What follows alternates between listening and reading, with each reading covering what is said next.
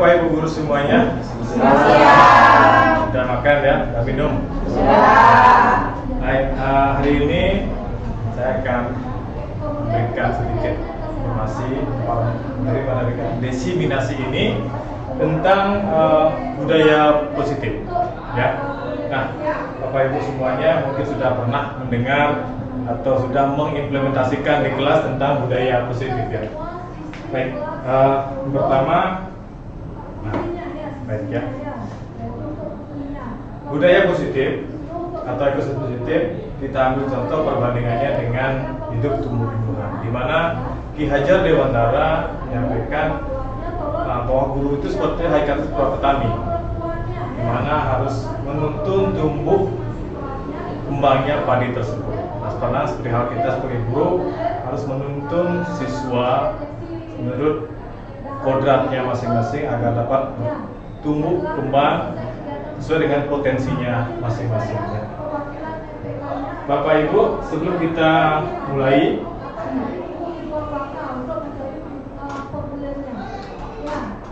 maaf ya. Nanti itu tolong dicuci oleh siswi perempuan dan nanti dibawa saat hari Jumat. Ya, pas dilaksanakan. Baik. Nah, sebelum kita mulai, Bapak Ibu, kita dapat apa kesepakatan pertama, yaitu kita harus saling menghargai pada tingkat hari ini. Kedua, menjadi pendengar yang baik. Ketiga, berpartisipasi dalam menjawab. Keempat, boleh makan atau minum dengan tenang. Kelima, silakan nanti Bapak Ibu angkat tangan jika ingin bertanya atau menjawab. Keenam, ada tambahan? Toilet? Silakan nanti ya. Jika ada kegiatan di luar nanti mohon sampaikan. Oke. Ada tambahan lagi? Cukup? Oke, terima kasih. Nah, topik yang dicakup hari ini pada kegiatan pertama ini adalah pertama disiplin positif dan nilai-nilai kebijakan universal. Yang kedua teori motivasi hukuman penghargaan institusi. Ketiga keyakinan kelas. Keempat kebutuhan dasar manusia dan dunia berkualitas. Terus yang kelima posisi kontrol. Dan keenam restitusi segitiga restitusi ya. Nah, sebelum mulai awali dengan senyum 30 detik ya. Senyum ya. Nah, Bapak Ibu sekarang silakan berhadapan dengan teman. Senyum 30 detik. Kalau sudah siap, kita refresh dulu sedikit. Senyum 30 detik. Pindah. Sama Pak. Oke. Ayo kita hadapan-hadapan. Satu. Sudah berhadapan. 30 detik ya. Bisa enggak? Nanti bisa telepon di kelas. Simple tapi bikin ketawa. Ayo, 3, 2, 1. Ayo, kelihatan giginya. Ya, oke, sudah. Ini kegiatan simpel ya. Cuma suruh anak berdiri, saling pandang, senyum, pasti dia ketawa. Gitu. Oke, kita lanjut ya. Nah, ini yang tadi budaya positif ya. Kita ambil contohnya perbandingannya dengan itu tumbuh-tumbuhan seorang petani dalam hakikatnya sama kewajiban dengan seorang pendidik ya. Ini yang harus kita terapkan di sekolah dan kita harus implementasikan di kelas maupun di sekolah. Karena kita seorang guru wajib menuntun anak sesuai dengan tumbuh kembang kodratnya. Nah, sekarang Bapak Ibu ibaratkan, silakan ambil tisunya satu. Tisu. Satu lembar tisu. Lembar tisu, oke, semua ada. Nah, instruksinya ya, Bapak Ibu sekarang tisu ini Bapak Ibu anggap barang paling berharga milik Bapak Ibu. Ya, ini paling berharga bagi Bapak Ibu ya. Nah, sekarang silakan Bapak Ibu taruh di tangan Bapak Ibu. Taruh satu, kepalkan.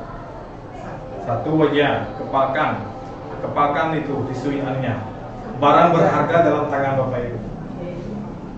Ya, sudah. Nah, sekarang teman Bapak Ibu yang di samping mencoba untuk membukanya. Apakah Bapak Ibu mau membuka atau tidak? Coba. Bapak Ibu mau pertahankanlah ini barang berharga Bapak Ibu. Sudah jelas. Gimana? Akan mencoba untuk sekuat tenaga dengan berbagai cara meminta berikan benda tersebut. Apa yang terjadi? Bapak Ibu berikan apa tidak? Bagai cara apapun tidak akan dikasih. Baik, bagus. Sama seperti halnya ini. Inilah perubahan teori kontrol. Ya. Kenapa? Pertama, guru mengontrol murid. Anggap yang tadi itu adalah murid Bapak Ibu. Mampukah Bapak Ibu mengontrol dia dari sikap atau karakternya yang kurang menjadi lebih baik? Itu maksudnya. Bagaimana nanti Bapak Ibu meskipun isu itu merupakan benda berharga sama seperti siswa Bapak Ibu semuanya. Bagaimana Bapak Ibu dapat mengontrol dia? Kritik dan membuat orang merasa bersalah dapat menguatkan karakter. Terkadang kritik ini bisa menjatuhkan, kadang juga bisa menguatkan. Kedua, semua penguatan positif, efektif dan bermanfaat. Tadi yang Bapak bukan itu apapun nanti yang dikatakan, kalau memang teguh pasti dia akan tetap karakternya. Tapi kalau Bapak Ibu bisa mengontrol siswa, siswa akan membukanya. Tergantung pada cara Bapak Ibu. Ya. Karena apa? Orang dewasa memiliki hak untuk memaksa. Terus yang selanjutnya, inilah teori kontrol. Bisakah kita mengontrol seseorang? Nah, dari stimulus sampai teori kontrol ya, kita mencoba mengubah orang agar pandangan sama dengan kita. Bapak Ibu kan mengajar masing-masing ya, matematika, informatika. Bagaimana siswa itu biar bisa dia memandang kita? Karena kita berusaha memahami pandangan orang lain ke dunia. Gitu ya. Terus yang kedua, perilaku buruk dilihat sebagai suatu kesalahan. Ini stimulusnya. Siswa kadang melanggar, pasti kita lihat yang buruk. Kedua, teori kontrolnya, semua perilaku memiliki tujuan karena dia memiliki tujuan. Kadang si siswa mengganggu temannya dalam satu meja, ya, itu kelihatan buruk. Tetapi apa? Dia pasti memiliki tujuan karena mungkin dia belum mengerjakan tugas. Kenapa nyetek? Di sini kita tidak bisa menjudge siswa atau siapapun untuk suatu kesalahan, ya, karena dia memiliki tujuan. Itu maksudnya. Sama halnya kalau kita bayangkan di alam, kita punya pohon pisang, ya, pohon pisang itu kita jaga, tapi malam harinya dimakan oleh kelelawar. Salahkah kelelawar itu? Tidak salah, karena dia memang itu tujuannya dia dan itu hidupnya dia. Kita tidak menyalahkan, justru kita sendiri yang salah karena tidak benar memelihara pisang tersebut. Begitu ya. Nah, sama seperti lain, orang lain bisa mengontrol saya, hanya Anda yang bisa mengontrol diri Anda. Yang tadi itu, orang lain stimulusnya seperti ini, orang lain bisa mengontrol saya. Teori kontrolnya hanya Anda yang bisa mengontrol diri Anda. Ya. Terus yang ketiga ini, pemaksaan ada pada saat wujudkan gagal. Ya. Terus teori kontrolnya, kolaborasi dan konsensus menciptakan pilihan baru. Menurut berpikir menang kalah, tapi menurut berpikir kita menang. Orang bikin kalah. Itu dalam konsep teori kontrol. Nah, terus yang sekarang kita lanjut ke disiplin, ya. Itu yang dua, disiplin. Apakah makna disiplin? Kira-kira makna disiplin itu apa? Mengikuti aturan yang ada. Oke, lagi? Bertanggung jawab pada pilihan, choice-nya. Oke, kita lihat. Apakah makna disiplin? Disiplin, berhasil berkata, artinya belajar. Makna asal Disiplin ini fondasinya besar dari murid-murid Socrates dan Plato. Disiplin membuat orang menggali potensi menuju sebuah tujuan apa yang dia hargai. Nah, di sini ya, sesuatu yang dilakukan seseorang pada orang lain untuk mendapatkan kepatuhan, itu sebenarnya kata disiplin, untuk mendapatkan kepatuhan.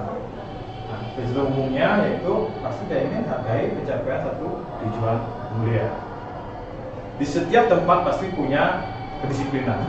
Kita di sekolah mengajarkan dia disiplin, mengikuti untuk mendapatkan kepatuhan ini dengan tujuan yang mulia, gitu ya. Nah, ini merupakan nilai-nilai kebajikan universal. Bapak Ibu pasti pernah membuat nilai-nilai kebajikan universal atau keyakinan kelas ya. Nah, nanti kita bahas untuk keyakinan kelas. Nah, ini yang dulu diterapkan. Bapak Ibu silahkan memilih kata-kata ini yang akan dituangkan nanti dalam sebuah keyakinan kelas. Ini yang kita patok sekarang. Profil belajar Pancasila. Beriman, bertakwa, mandiri, bernilai kritis, berpendapatan global, bergotong royong, kreatif. Ini yang kita sebagai kelas sekarang. Benar banyak nilai-nilai kebijakan yang lainnya. Menurut IBO ada yang rasa hormat, integritas, mandiri, empati sampai komitmen.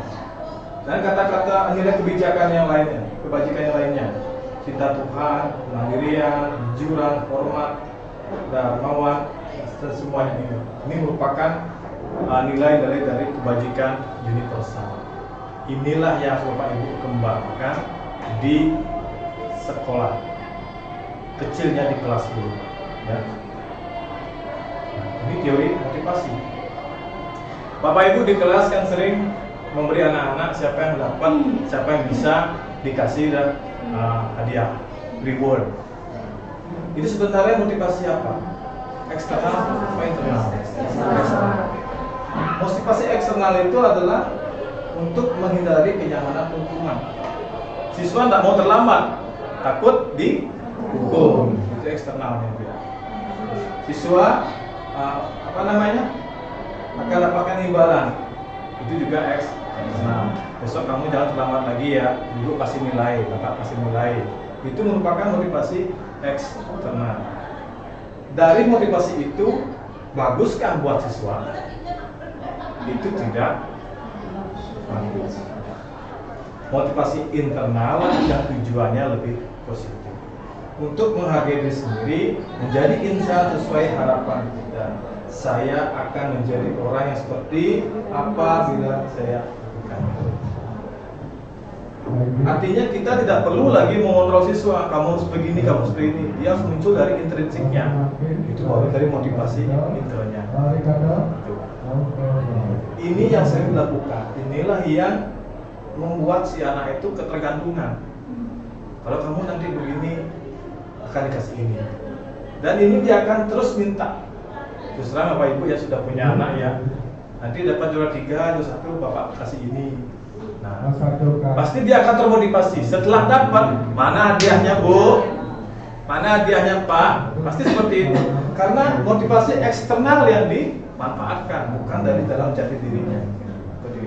Itu jangan dilakukan, karena itu akan ketergantungan pada dirinya sendiri dan membuat susah juga orang lain. Ya, ini dari motivasi perilaku manusia.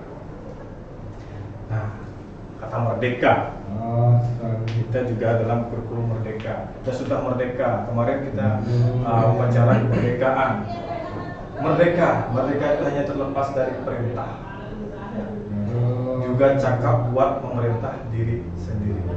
Itulah merdeka dari penyampaian Ki Hajar Dewantara. Ya, lanjut. Nah, disinilah kita belajar budaya positif. Kita dari lingkaran terkecil dulu. Kita buat peraturan kelas dulu, keyakinan kelas, lingkungan positif, jadilah budaya positif. Terkadang kita buat keyakinan kelas, tapi nggak tahu ini. Pengennya budaya positif, tapi nggak pernah lakukan ini. Inilah langkah-langkah yang harus kita lakukan untuk mencapai budaya positif. Oke? Nah, keyakinan kelas, Bapak Ibu sudah buat kan keyakinan kelas di masing-masing kelas kan? Di masing-masing itu Bapak Ibu bagaimana mungkin teknik cara pembuatannya, cara pembuatan keyakinan kelas. Nah, sebelum itu kita bahas dulu mengapa keyakinan kelas bukan peraturan saja. Disepakati oleh dua belah pihak, guru dan siswa. Disepakati oleh dua belah pihak, guru dan siswa. Terus jadi mengapa ada peraturan harus menggunakan helm bila mengendarai kendaraan roda dua? Itu merupakan apa? Peraturan apa keyakinan? Peraturan. Ya. Mengapa ada peraturan 3M? Gunakan masker, mencuci tangan, jaga jarak, itu peraturan. Mengapa harus datang pada waktu pada saat mengikuti pelatihan? Itu peraturan, ya. Untuk menunggu motivasi intrinsik kembali ke nilai-nilai atau keyakinan-keyakinan untuk menggerakkan seorang mengikuti serangkaian peraturan. Ini semuanya kembali ke kita. Tanpa disuruh pun kita harus menggunakan helm. Untuk apa? Untuk keselamatan kita sendiri. Ini harus dimunculkan dalam setiap insan di siswa. Munculkan dari intrinsiknya, bukan dari peraturan. Ya. Nah, yang dua ini mana merupakan keyakinan kelas? Ini apa ini kesepakatan kelas? Ayo, kira-kira yang mana? Nah, B. Yang itu yang B. B. Kesepakatan kelas, kesepakatan kelas. Yuk, kira-kira yang mana? Yang keyakinan di Yang B. Ada yang ada? Ada yang ada? Nggak ada. Kenapa yang B?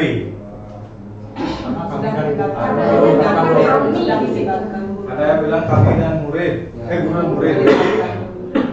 Terus? Bahasanya lebih sopan, apa namanya? Apanya? Saling menyayangi, lebih. Nah, karena dia ada saling menyayangi. ada nilai-nilai kebajikan. Ini kan juga sama sepakatan datang waktu mengucapkan salam, ya, menjaga kebersihan sekolah. Ini sepakatan dia. Tapi nggak ada nilainya. Menjaga kebersihan sekolah ini merupakan apa? Tanggung jawab atau apa?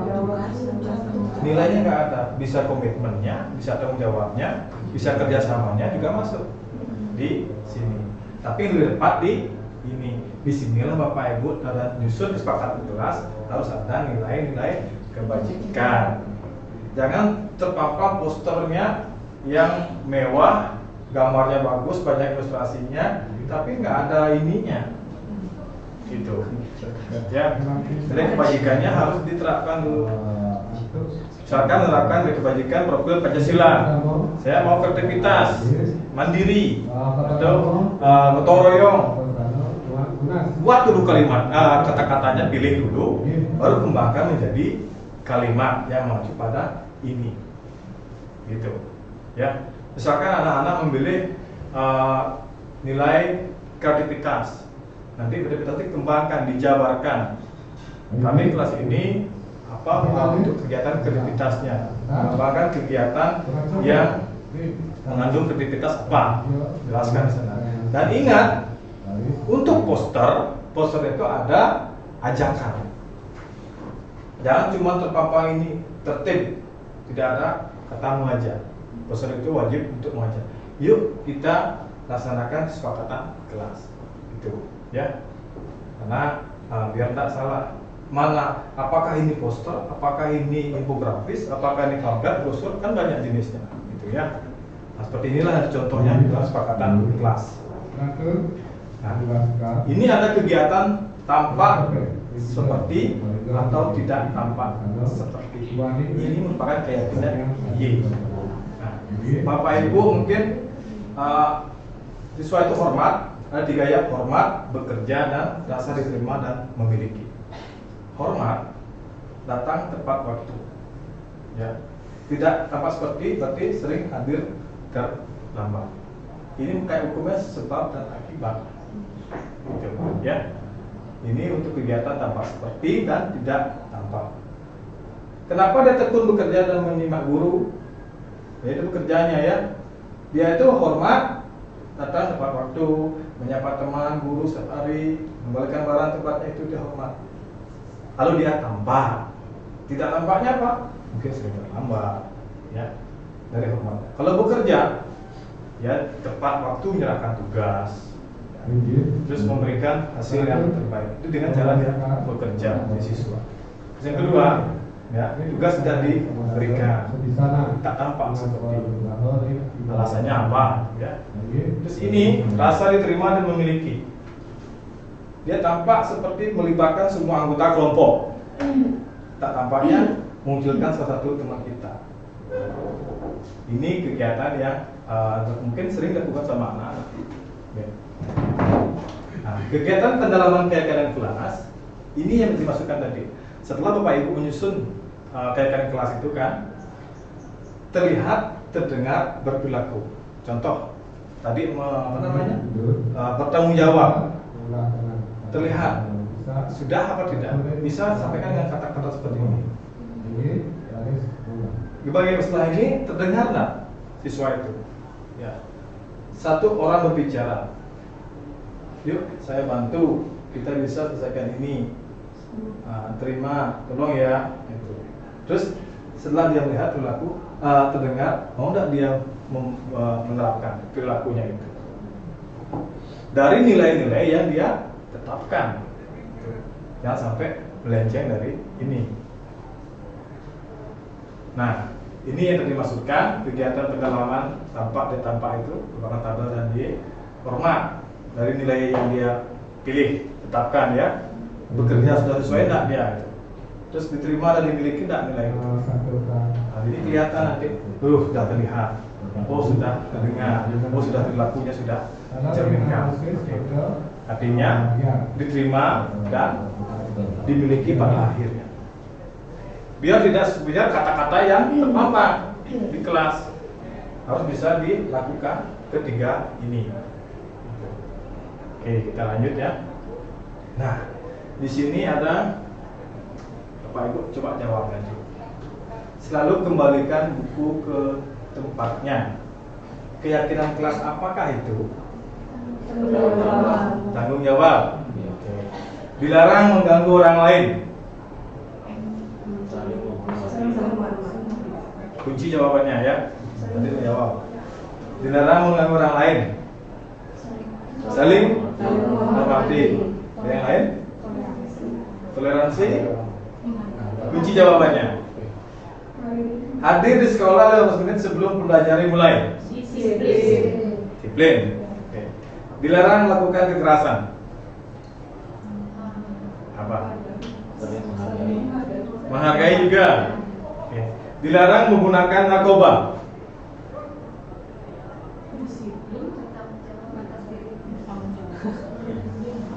Banyak ada nilai kesehatan juga masuk ya.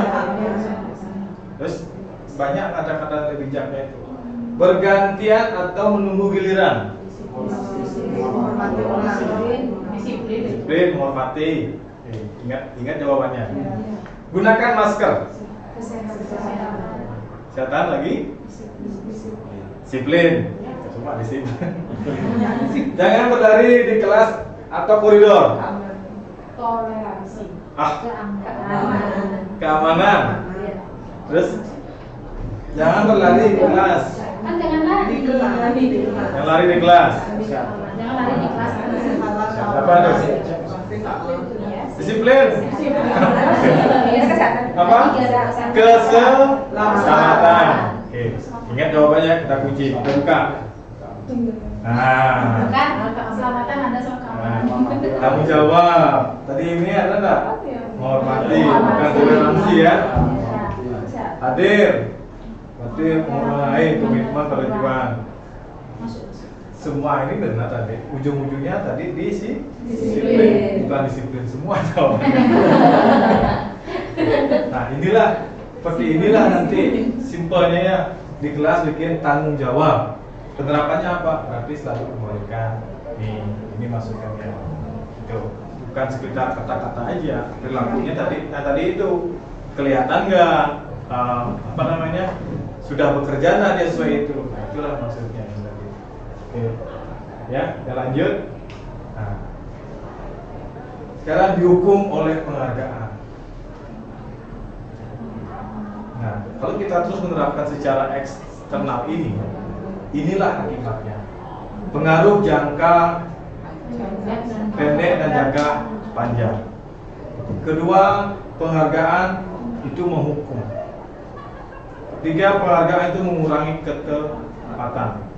Terus penghargaan tidak efektif, penghargaan merusak hubungan. Gitu.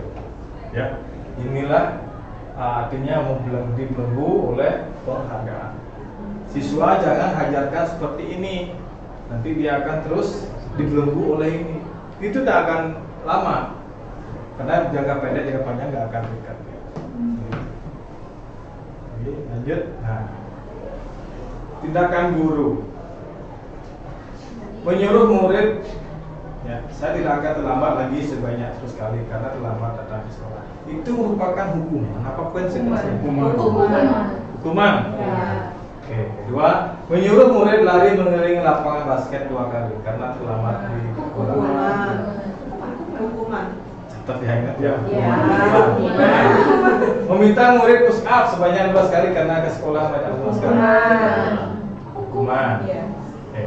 Meminta murid mengganti kertas. Konsekuensi.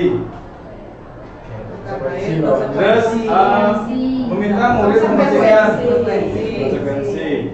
Meminta murid tidak mengenakan sepatu sehari di sekolah.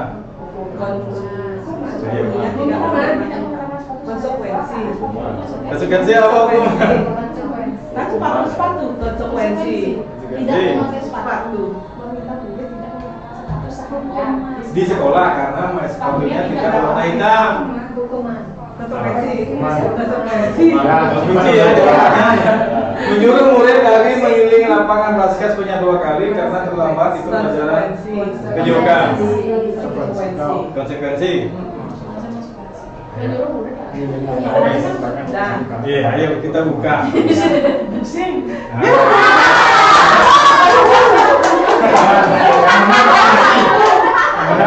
Awalnya. Ini adalah konsekuensi. Ya, karena ada kesepakatan sebelumnya. Ya itu ya. Ingat aja ada apa namanya? Makna-maknanya artinya lebih otoriter pasti hukuman. Ya, ini menyuruh murid lari karena apa? Karena ada kesepakatan dengan gurunya sebelumnya. Itu. Kalau ini minta murid tidak menggunakan sepatu sehari sekolah karena sepatu tidak warna hitam, ini tidak hukum. Gitu ya. Jangan terjebak dengan seperti ini. Kadang-kadang kita, hukum aja dia. Nah, sebelumnya kalau kita buat konsekuensi peraturan di kelas, pasti dia akan mengikuti. Lanjut. Nah, perbedaan hukuman dan konsekuensi. Nah, hukuman sesuatu menyakitkan terjadi. Konsekuensi sesuatu harus terjadi karena sudah ada kesepakatan dia. Membuat anak sakit, fisik maupun hati untuk jangka waktu lama. Terus kedua, membuat anak merasa tidak nyaman dalam jangka waktu pendek. Itu konsekuensi ya. Anak benci kedisiplinan, anak menghargai disiplin. Itu konsekuensi. Terus ada paksaan, ada stimulus anggapan. Hukuman mendorong anak menyakiti diri sendiri. Kalau konsekuensinya mendorong anak agar mudah menyesuaikan diri. Artinya dia tetap terikat, ya, terikat dengan apa yang sudah dia lakukan. Oke, kita lanjut ya. Nah, sekarang kita lanjut ke kebutuhan dasar manusia. Ini adalah kebutuhan kita selaku manusia. Pertama adalah kasih sayang, rasa diterima, kebebasan, kesenangan, dan penguasaan lain. Ini 5 dasar kebutuhan manusia. Coba ingat ya, ada penguasaan, kasih sayang, kebebasan, kesenangan, bertahan hidup. Ayo kita lihat sekarang. Ibu guru bilang, aku tidak boleh bersenandung sewaktu mengerjakan tugas. Katanya kelas harus tenang, tidak ada suara, padahal kan aku suka dan senang menyanyi. Kebutuhan apa yang dia lakukan tadi? Kebebasan. Ada kesenangan, kebebasan, penguasaan, kasih sayang, bertahan hidup. Yang mana ya? Kebebasan. Kunci. Ingat ya, dia ada apa? Ibu guru tidak menyapaku hari ini, padahal aku pakai jepit rambut baru. Kasih sayang. Kasih sayang. Kunci. Aku bosan. Masa belajarnya cuma gitu-gitu aja, dengerin ibu guru aja.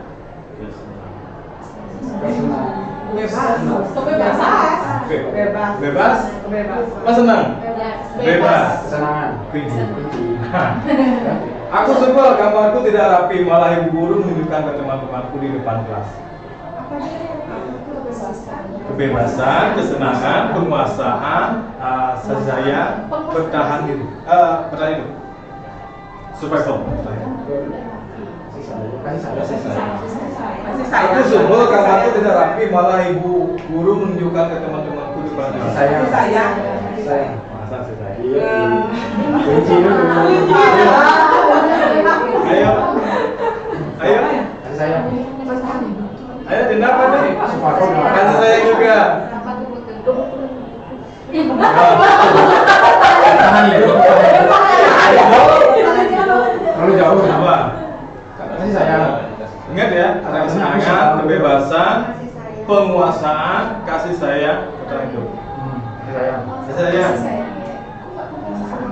Oke, kunci ya. Tadi ini apa? Kebebasan. Kebebasan.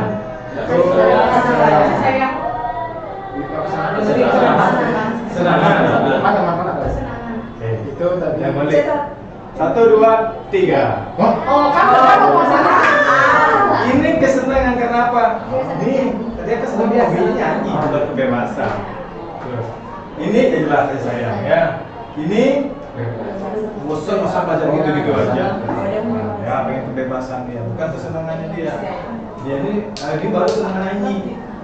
Kalau ini penguasaan. Gimana maksud penguasaan? Penguasaan. Dia tuh punya, gambarku tidak rapi. Ya. Dari situ aja. Gambar itu kan dia tuh pemberontak, punya power. Oh.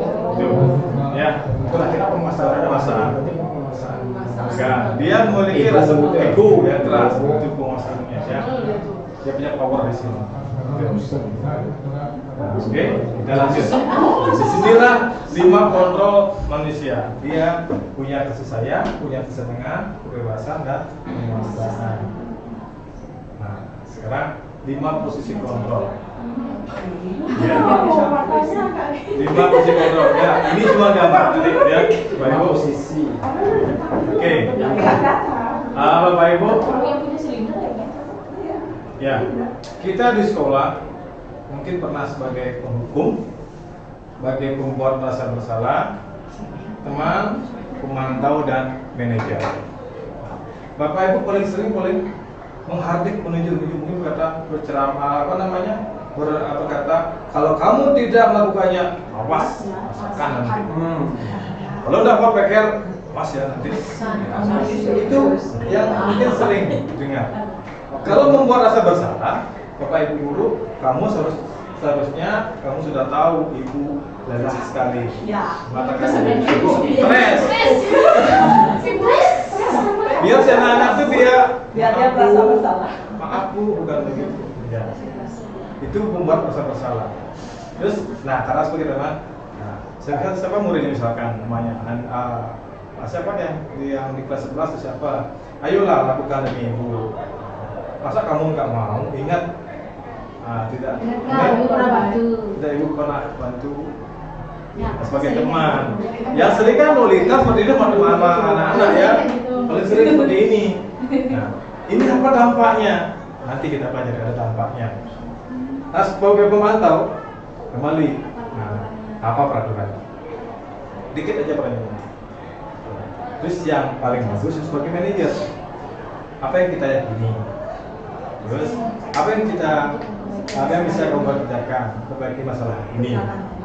Itu, ya. Itu ya sebagai manajer. Nah hasilnya, nah kalau Bapak Ibu guru Kalau kamu tidak lakukan, awas rasakan. Hasilnya akan memberontak dia. Akan memberontak si anak itu. Nah, murid lakukan meletakkan guru di luar dunia berkualitas, di luar dunia dia. Maka dia terkungkung, terpaksa kayaknya dia. Nah, kalau di sini, kalau membuat rasa bersalah, dia akan menjadikan menempel bohongnya. Tuh. Murid meletakkan guru di dunia kualitas. Pasti anaknya, maafkan saya bu, ya seperti ini jawabannya. Terus dia merasa rendah diri. Nah, kalau di kondisi kontrol teman, ya mungkin saya akan berpikir, bapak, ibu, nah, teman saya ternyata begini. Padahal dia sering menyalahkan teman-temannya. Kalau kita sebagai temannya. Tapi kalau kita terlalu dekat sebagai temannya, kita sebagai guru nggak akan percaya sama dia. Masa ibu gini, ibu ya masa mintain gini, pasti dia seperti itu minta. Kalau kita terlalu dekat sama murid, karena dia jadikan teman.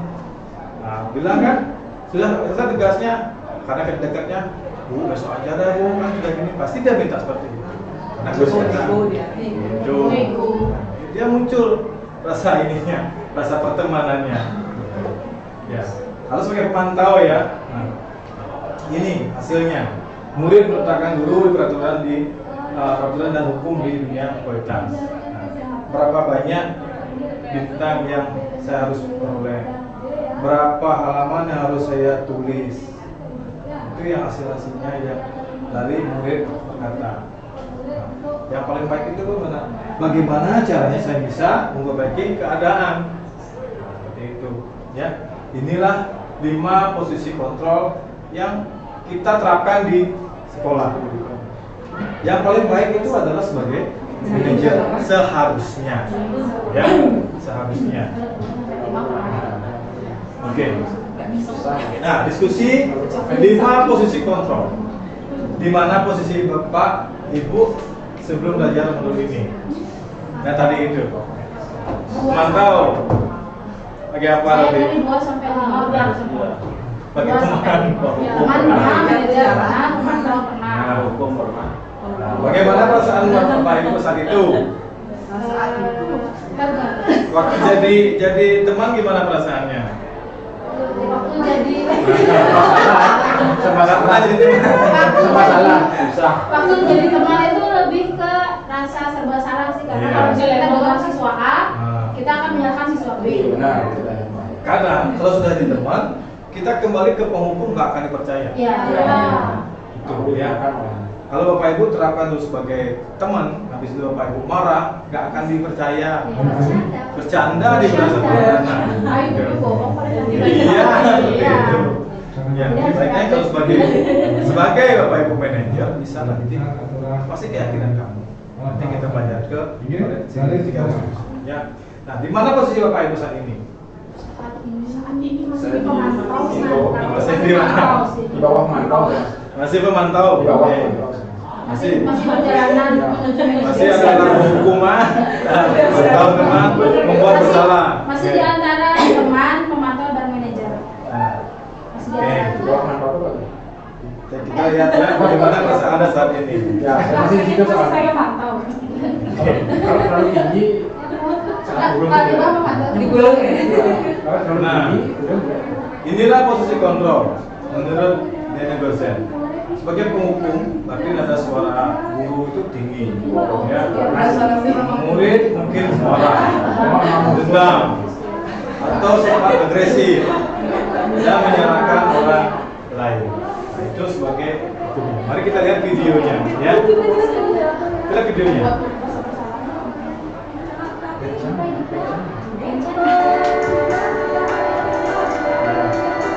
Sebagai penghukum. Ini saya ada. Ini seperti Bu Elita. Ini dari Bu Elita. Oh, Raten. Praktek nih. Di sini kamu. Praktek ini beda. Terlambat. Tergantung dong siswanya. Kamu deh pasti terlambat. Apa coba? Alasan kamu apa lagi? Praktek ini. Kapan sih kamu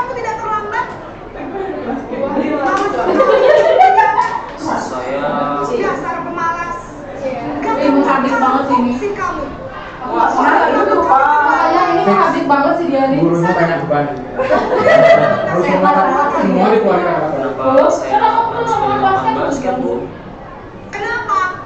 Kamu mau lawan ibu? Mau Mau jawab? Sudah terlambat, masih berani jawab pula? pernah sama sekali. Sekarang keliling lapangan basket 5 kali sekalian. Biar kamu cepat pergi sana ke lapangan basket.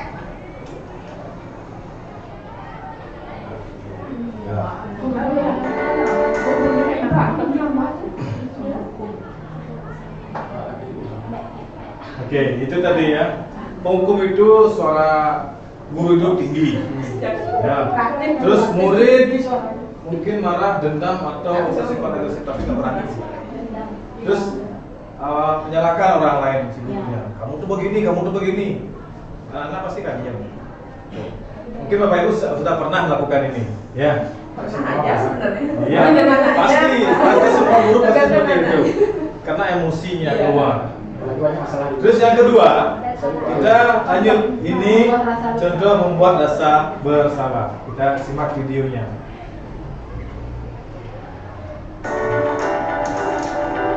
Ini deh ini. Ini karakter siapa ini, Pak? Ini karakter Dek Kartini. Banget. Ini mungkin Dinda juga sering melakukan ini. Ya, sudah Naren lagi. Ini kasus yang suka Ini kasus sama ya, dengan cara yang berbeda. Hina. Ya Tuhan, Naren. Siapa ini? Dan ini ya Zaki. Dan ini jadi Disangka ibu tidak bisa membina kamu.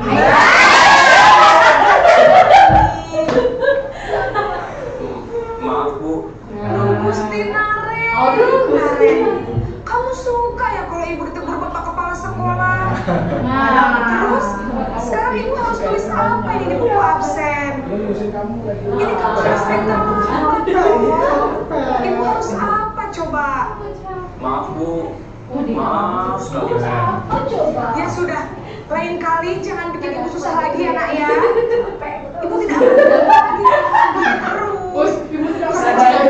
Kalau ibu tegur bapak kepala Masih sekolah. jantungan loh. Saya jantungan. Membuat anak itu merasa bersalah sekali. Iya. Sama depresi sih. Iya. Karena kita sudah tahu. Dia punya motivasi karena itu, ya. Terus membuat anak itu merasa, terus dia merasa terbebani karena saya salah seperti itu. Enggak, yang benar-benar di sini. Nggak masalah. Iya. Itu yang tadi ya, yang merasa bersalah. Sadar suara guru itu memelas halus, lembut. Nah, murid akan merasa bersalah dia. Murid akan merasa gagal dan tidak sanggup membahagiakan orang lain, mengecewakan gurunya, menyembunyikan, menyangkal, berbohong. Itu sih apa namanya kalau membuat rasa bersalah kepada siswa. Terus yang ketiga, teman. Nah, sama juga Naren ini. Naren lagi. Naren sih, Bro. Naren, bro. Apa kabar, bro? Apa, bro? Nah, Oh, nggak apa-apa. Bisa dah, bisa. Pengen limonya. Pengen limon. ya, terus. Nah, tiga kali. Naren, Nah, lima. Yo, Pak, udah deh. Nah, itu Ini caranya. kan ya. Pagi, Bu. wah sudah jam berapa ini? Gede Bu? dulu. Iya, Bu. Habis ibu saya lupa membangunkan saya, Bu. Nah, Kamu malah menyalahkan ibu kamu. Kamu Ibu kan Alia bangun makin bangun. kencang. Kok terlambat sih? Iya, Bu. Saya memang terlambat bangun tadi. Jadi, biarpun saya lari kencang, tetap gak kekejar, Bu. Sebelah sana. Nanti larinya lebih kencang lagi ya. Biar gak terlambat lagi. Bikin seneng ibu. Demi ibu. Bisa kan? ya temannya ya. Ya sudah, sana masuk kelas. Ibu beresin urusan absen kamu. Kamu ini ada-ada saja. Nah, itu dia ada demi ibu. Nah, ada kata-katanya seperti itu. Demi membuat orang lain senang. Ya. Ini dia, ada nada suara akrab, ramah, dan bercanda. Terus murid akan merasa senang dan akrab dengan guru. Terus murid hanya mau mendengar guru tertentu saja.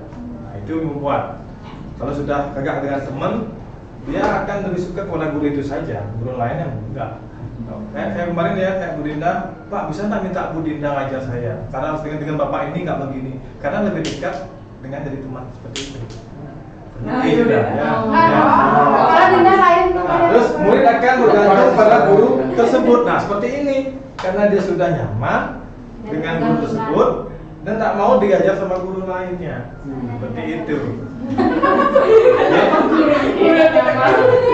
Oke, kita lanjut yang ke empat sebagai pemantau. Tadi ada yang bilang sebagai pemantau ya. Bagaimana pemantau? Untuk memantau. Sama area juga.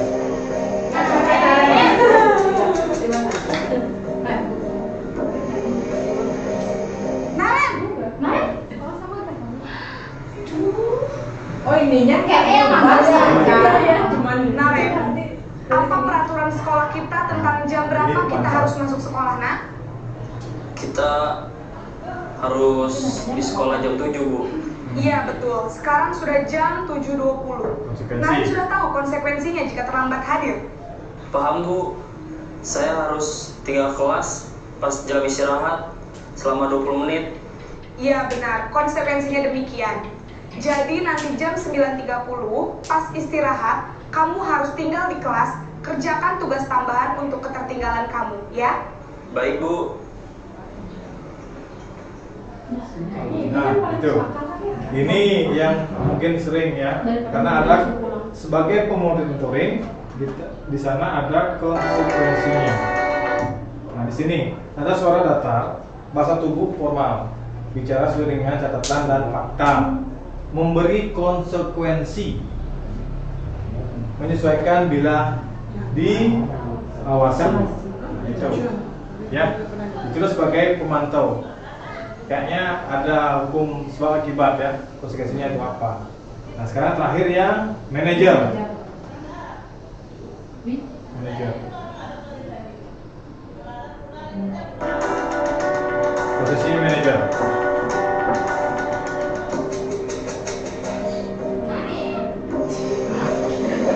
Udah itu dia dong.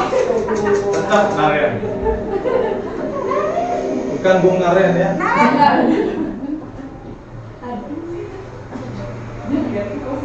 Selamat pagi, Bu. Iya. selamat pagi Naren. Maaf, Bu. Saya terlambat. Iya, sekolah masuknya jam 7, sekarang sudah jam 7.20. Jadi sekarang bagaimana ini Naren? Maaf, Bu. Saya lupa setel alarm saya semalam. Baiklah, menurut kamu, keyakinan sekolah yang mana yang perlu kamu tingkatkan? Menghargai diri sendiri dan orang lain mungkin ya, Bu. Setuju. Jadi, apakah Naren Iya, Bu. Saya meyakininya. apakah Naren bersedia memperbaiki masalah keterlambatan ini? Bersedia, Bu. Bagaimana kamu akan memperbaiki masalah keterlambatan ini? Saya akan coba untuk tidak lupa menyetel. Salah. Baik, kalau Naren lupa menyetel alarm di rumah, ada orang yang kira-kira bisa bantu mengingatkan tidak? Ada, Bu. Kakak saya, Kak Emma. Ada lagi selain Kak Emma? Selain Kak Emma, ada ibu saya. Baik, jadi yang mengingatkan Naren adalah Kak Emma dan ibu kamu ya? Kira-kira akan mulai setel alarm kapan nih Naren? Setelah pulang sekolah, akan segera saya lakukan. Baik, jadi Naren akan setel alarm untuk bangun besok pagi dan akan diingatkan oleh kakak dan ibunda Naren ya. Ada lagi yang mungkin perlu dilakukan Naren agar tidak terlambat bangun lagi. Tidak ada, Bu. Baik Naren, terima kasih untuk kerjasama kamu. Sekarang kamu perlu kembali ke kelas untuk belajar. Baik, Bu. Terima kasih. Nah, itu merupakan sebagai manajer ya. sebagai manajer. Nah, di mana suara halus, bahasa tubuh tidak kaku, dekat ke murid. Nah, guru memotivasi siswa untuk bertanggung jawab, mencari solusi atas masalah yang ada, menguatkan watak atau karakter siswa. Mungkin ini jarang dilakukan. Karena apa? Karena belum ada yang tadi itu, keyakinan, kesepakatan yang itu belum dilakukan secara optimal. Dan nilai-nilai yang diyakini itu belum ditumbuhkan pada si anak. Makanya kalau ditanya, kira-kira apa yang kamu belum lakukan? Karena belum pernah dia terapkan, maka nggak tahu. Coba kalau sudah ditetapkan, dilakukan itu di masing-masing kecil kelasnya, mungkin bisa masuk. Akhirnya kita bisa mengajak dia untuk saling menguatkan watak atau karakternya. Ya, kita lanjut. Nah, di sini beberapa besar sebuah pesan tersampaikan. Kalau kita dari kata-kata itu ternyata 10% yang tersampaikan. Ya. Terus nada suara hanya 35%. Non verbal lah yang paling banyak. Coba Bapak Ibu mungkin punya anak atau punya pasangan, dengan kata-kata pasti lebih apa namanya? Dibilang suka merayu agak gimana gitu. Ya. Terus dengan nada suara mungkin kadang-kadang tersampaikan. Coba aja, hai kamu gini, pasti ngerti dia. Ya, daripada pasti lebih cepat ditangkap sama anak-anak. Dia hubungan ada sana. Ya.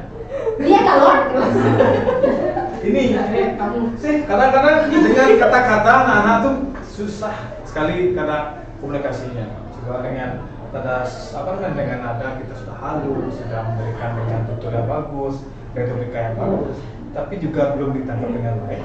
Inilah dengan nonverbal, dengan gestur, mimik, dengan gerakan yang sesuai lah dengan pasti anak-anak cepat tangkapnya.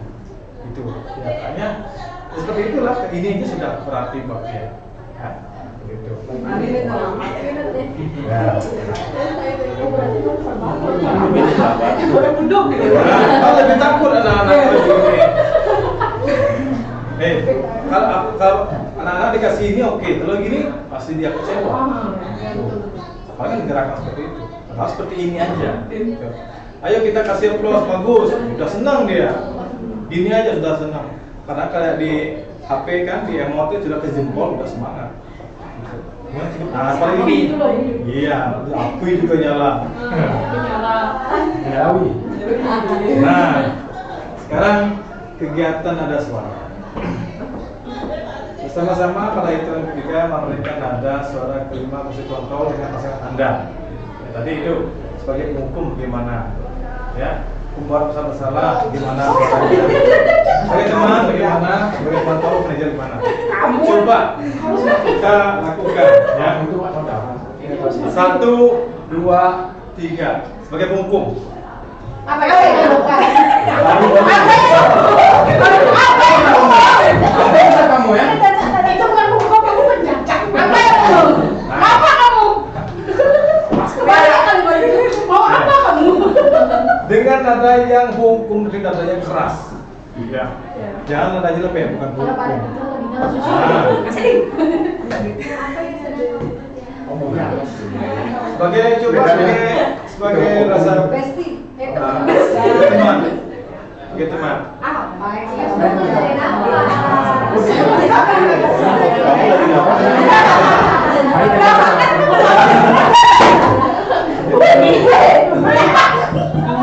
Terus, kapan saya bisa harapkan ini selesai? Jadi kapan ini bisa diselesaikan? Ini bisa jadi seorang pemantau. Atau memang kapan saya bisa selesaikan ini? Kita bisa hukum lebih keras. Ya. Oke, lanjut. Di mana Anda sewaktu kami mengadakan lomba karya pada saat saya? Ini kamu siapa ini? Ini manajer, ya, Pak. Ya. Nah, oke, setelah 5 kontrol itu sekarang kita ke restitusi.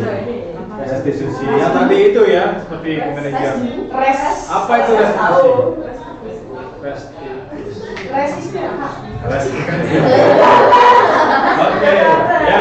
Restitusi adalah proses menciptakan kondisi bagi murid untuk memperbaiki kesalahan mereka.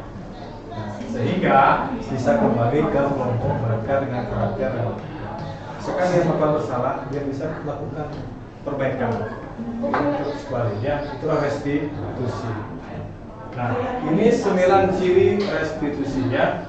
9 ciri bukan untuk menebus kesalahan, tapi untuk belajar dari kesalahan, memperbaiki hubungan, itu restitusi. Tawaran, bukan paksaan, menuntut untuk melihat ke dalam diri, lebih ke intrinsiknya, mencari kebutuhan dasar yang tak sering tinggalkan. Cara untuk memperbaiki diri, fokus pada karakter dan tindakan, fokus pada solusi. Kalau Bapak Ibu yang mendapat siswa harus mendapatkan solusi ini, itu sudah restitusi namanya, dan mengembalikan murid berbuat ke kelompoknya. Ya. Sekarang ini merupakan penerapan segitiga restitusi. Pertama, kita harus menstabilkan identitas si anak. Kalau dia berkesalahan kan, anggaplah dia lupa mengumpul tugas atau dia pas ke kantin bagaimana. Ini kita tanyakan dulu ke siswa, menstabilkan identitas dulu pertama. Ya. Pertama, anggap semua orang mungkin pernah melakukan atau lupa dengan tugasnya, itu kita stabilkan di siswa. Lanjutkan, kamu pasti punya alasan mengapa lupa mengumpulkan tugas. Apa sih alasannya di sana? Nah, terus ke sini baru ke menanyakan keyakinan. Dari keyakinan kelas itu, nilai mana kayak yang belum kamu terapkan? Mungkin tanggung jawab Pak, karena tugasnya menyelesaikan. Seperti itu mungkin. Di sini kita harus dari bawah ke samping. Kalau nggak punya nilai kesepakatan atau nilai kebajikan, susah kita akan berikan solusinya. Karena terapkan ya. Inilah langkah segitiga restitusi yang perlu kita lakukan kepada setiap anak di kelas maupun di sekolah. Ini merupakan contoh video segitiga restitusi. Bukan Naren. Naren. Silakan. Apalkan di jam Siap, Sarah. Oh, Sarah. Ya, dia tuh. Kenapa ada di sini? Kesel Pak, kesel banget. Masa aku dikatain tukang fitnah Pak? Ya aku marah lah. Aku balik katain Eka di depan. Eka. Oh, begitu. Ya pasti kamu marah dari kesal. Nah, ini menstabilkan identitas. Karena apabila ada yang menuduh Bapak seperti itu. Kemudian pada saat itu kamu mau melakukan apa? Ya saya langsung ngatain Eka lah Pak. Kesel banget. Saya bentak-bentak dia di depan teman-teman lain. Oh, begitu. Pasti kamu melakukan seperti itu karena suatu alasan tertentu, bukan? Iyalah, masa saya diam saja Pak? Ya saya bela diri lah. Masa saya dituduh tukang fitnah? Ya wajarlah. Mempertahankan harga diri itu sesuatu yang penting buat Nah, kamu. masih udah saya tindakan. Untung kamu tidak bertindak lebih gegabah lagi. Hanya membentak-bentak. Iya Pak. Untung saya masih bersabar dan hanya membentak saja. Sudah gemes padahal. Saya pasti bela diri lah. Ya pasti ya. Tapi kamu memilih untuk tetap bertahan dan bersabar. Kamu memilih untuk tidak berbuat lebih parah lagi, bukan? Iya. Nah, sekarang coba kita lihat lagi tindakan kamu Keyakinan kelas, kan? yang bentak-bentak Eka di kelas. Tindakan kamu itu kira-kira sesuai dengan keyakinan kelas atau prinsip kamu tidak? Enggak lah Pak. Capek Pak jadi pemarah. Jadi keyakinan atau prinsip mana yang kurang sesuai dengan keinginan kamu? Ya, saya sebenarnya sangat menghargai orang lain. Mungkin saat itu saya menjadi emosi, jadi tidak menunjukkan sikap itu. Kamu meyakini tidak? Menghargai orang lain itu penting buat kamu. Yakinlah Pak. Iya, setuju. Kita harus saling menghargai. Namun, ada juga keyakinan yang kita sepakati yang perlu kita jalankan apabila kita sedang marah, bukan? Ya, saya bisa lebih proaktif, mulai dengan diri sendiri. Saya bisa jadi lebih bersabar, mengambil waktu jeda untuk berpikir mau apa selanjutnya. Kira-kira kamu bersedia memperbaiki masalah ini tidak? Itu solusi. Sedia Pak. Kalau kamu memperbaiki masalah ini, kamu akan menjadi orang seperti apa? Saya akan menjadi orang yang bertanggung jawab kali ya Pak, dan senantiasa proaktif. Iya, menurut kamu bagaimana rasanya menjadi orang seperti itu? Ya nyaman lah, bangga bisa bersabar dan berhati diri. Baiklah kalau begitu. Yuk kita pikirkan bagaimana memperbaiki masalah ini.